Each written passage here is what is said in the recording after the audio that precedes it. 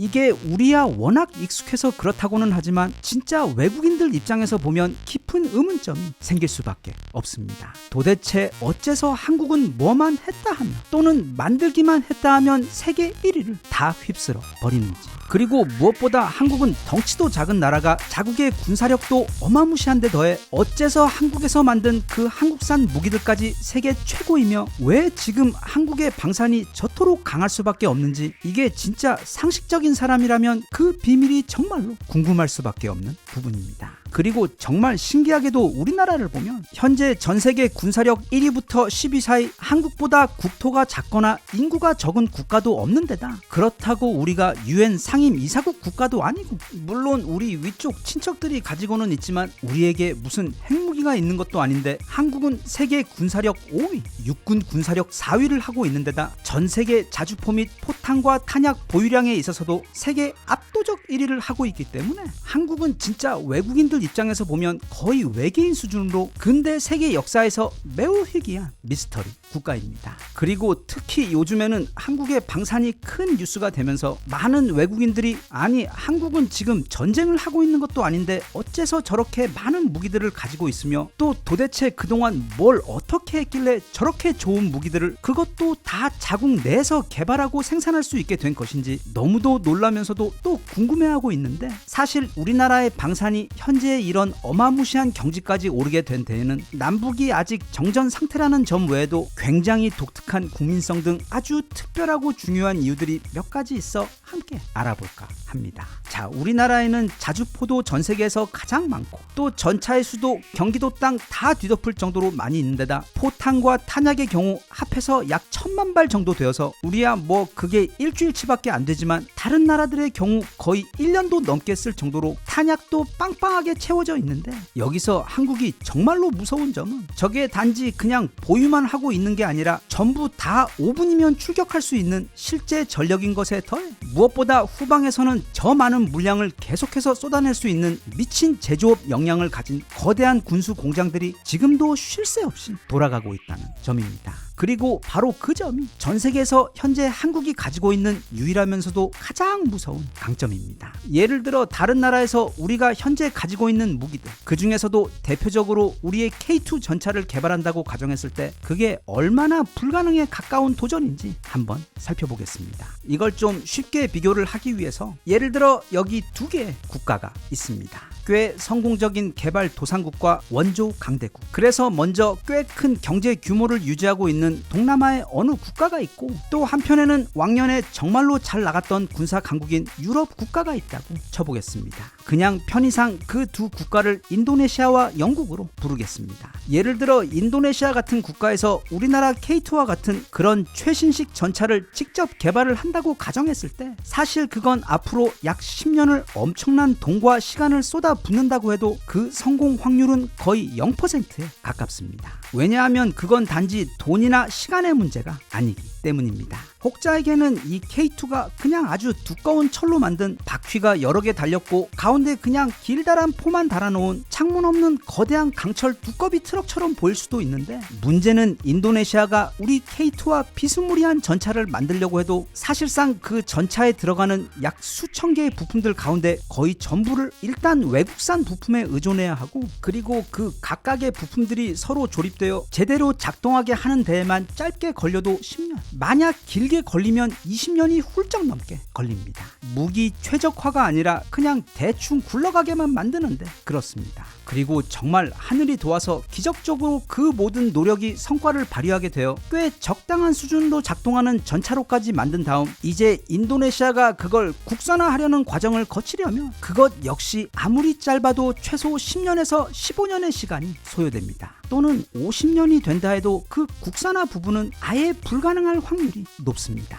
왜냐하면 우리처럼 세계 최고 수준의 K2 전차를 그것도 모두 국산화해서 제작한다는 것은 사실 말도 안 되는 수준의 굉장히 광범위한 제조업 능력으로 우선 세계 최고 수준의 철강 산업 및 제철소를 가지고 있어야 하고 1500마력짜리 고출력 엔진과 자동 변속기를 만들 수 있는 산업이 있어야 하며 70톤이 넘어가는 전차를 지탱하는 현가장치, 궤도, 브레이크 등 그 각각의 정밀 부품들을 만들 수 있어야 하는 데다 120 50mm 고압 활광포의 고성능 탄약을 직접 개발하고 생산할 산업이 있어야 하는 것에 더해 그 외 복합 장갑과 지뢰, 급조 폭발물 방호, 최첨단 능동 방호 체계와 전술 데이터링 통신 장비 외 전력 관리와 냉각 및 소프트웨어 시스템 등 앞서 말한 그 수천 가지의 부품들이 그 각각의 분야에서 세계 최고 수준으로 올라선 상태에서 생산된 부품들을 한데 모아다가 또 그것들이 유기적으로 그리고 고장 없이 완벽하게 한 몸으로 움직이도록 만들어야 하는데 솔직히 이건 거의 불가능해 가깝습니다. 옛말에 아이 한 명을 기르는 데에는 온 마을이 필요하다는 말처럼 그 전차 한 대를 제대로 만들기 위해서는 단순히 돈과 시간 그리고 최고의 기술이 있어야 하는 것 말고도 아예 그 각각의 산업들이 먼저 존재해야 하기 때문입니다. 그리고 그 개발 시간도 지금부터 최소 20년에서 35년 이상 걸리지만 그럼에도 불구하고 그 성공 확률이 거의 0%에 가깝기 때문에 그런 매몰 비용의 리스크도 감수해야 하고 무엇보다 그 과정에 들어가는 비용이 최소 수십에서 많게는 수백조 원이나 들어가 거의 반도체 공장 하나 짓는 것 수준 이상으로 들어가기 때문에 아예 시도할 엄두 자체가 안 나는 것입니다. 세상에는 그렇게 진입하기 어려운 산업이 둘 있는데 하나는 반도체고 다른 하나가 바로 방산입니다. 그리고 우리는 그 둘에서 다 세계 최고입니다. 이번에는 원조 강대국인 영국의 입장입니다. 이 친구들은 세계 최초로 전차도 만들어봤고 또 그 이전에는 세계 최고의 전함들을 만들어 그걸로 제국주의를 전 세계에 유행시킨 원조 군사 강대국입니다. 그래서 영국의 경우 만약 본인들이 하려고만 한다면 신형 전차도 만들 수 있고 또 스텔스 전투기도 만들 수가 있습니다. 라고 생각할 수도 있습니다. 하지만 그렇게 하지 못합니다. 왜냐하면 전차, 자주포, 미사일 그리고 군함들은 민간에서는 아무 쓰임이 없어 그걸 요즘 자본주의적 관점에서 접근하면 만약 지금 당장 어떤 전쟁의 위협이 없는 경우라면 그것보다는 다른 소비재나 금융 같은 데다가 투자를 하는 게 국가에게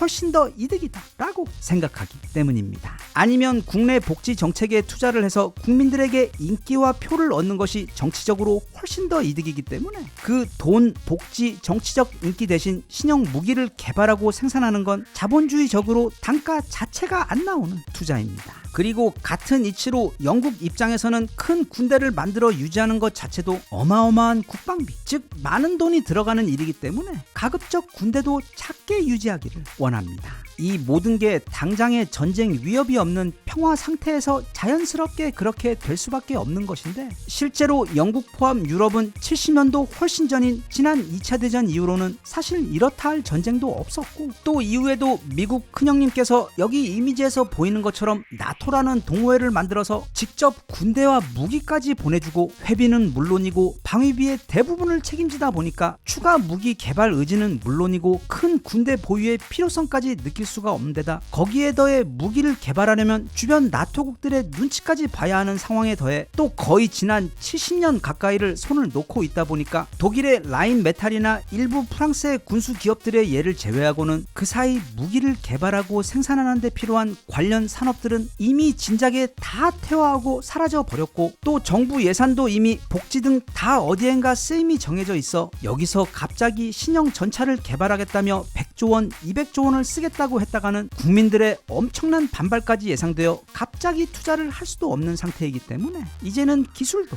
예산도 산업도 그리고 국민들 지지도 모두 부족한 상태여서 신규로 무기를 개발하거나 기존 무기 개선에 돈이나 국력을 쓰기가 매우 어려운 상황입니다. 그런데 우리나라의 경우는 앞서 본 그 두 국가의 경우와 완전히 다릅니다. 일단 우리는 매일 핵무기 만들고 미사일 쏴대는 우리 북쪽의 친척들 덕분에 지난 70년을 마치 지금 당장 전쟁을 치르고 있는 것처럼 하루도 멈추지 않고 육해공 무기 전 분야에서 개발을 이어오고 있는 것뿐만 아니라 대략 20년 전쯤부터는 이제 사실상 모든 무기 개발 및 생산 산업이 멈춰버린 외국들보다도 오히려 그 산업의 생태계가 이전보다 더 두꺼워지고 강력해진 한국의 경우 이게 우리 무기들의 성능이 오히려 더 좋아져 버린 역전 상태가 시작이 되어버려서 이전까지는 외국의 기술을 연구하며 개발을 했지만 그때부터는 독자적으로 우리만의 더 강력한 신기술을 연구하는 R&D에 미친듯이 돈, 시간, 노력, 인력을 투자하며 지금까지 앞만 보고 달려온 결과가 바로 오늘날 대한민국입니다.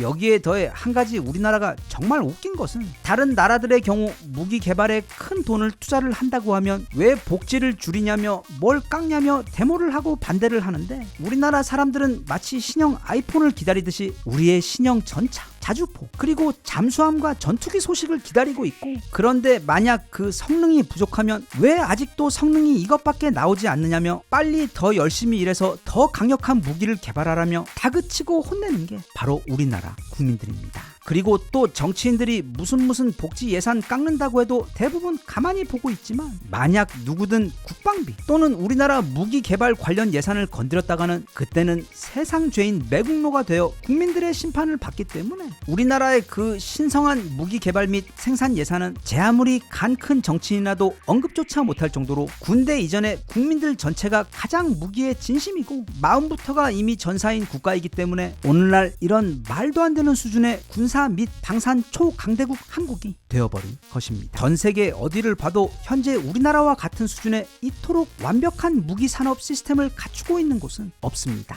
우리나라의 경우 무기라는 건 쌀과 마찬가지일 정도로 전 국가적인 사업이자 이제는 이 나라의 정체성의 핵심이 되어버려 아마 앞으로도 우리나라의 방산은 지금보다 훨씬 더 크게 더 강력하게 성장하게 될 것이 거의 확실시되며 또 언젠가 통일이 되어 이제는 더 이상 전쟁의 위험이 없어지는 그런 때가 찾아온다고 해도 우리는 그때 무기 개발을 멈추는 것이 아니라 오히려 아마도 북한의 핵과 기술까지 흡수하여 그때는 정말로 상상을 초월하는 군사 초강대국으로 또 한번 진화하지 않을까 싶습니다.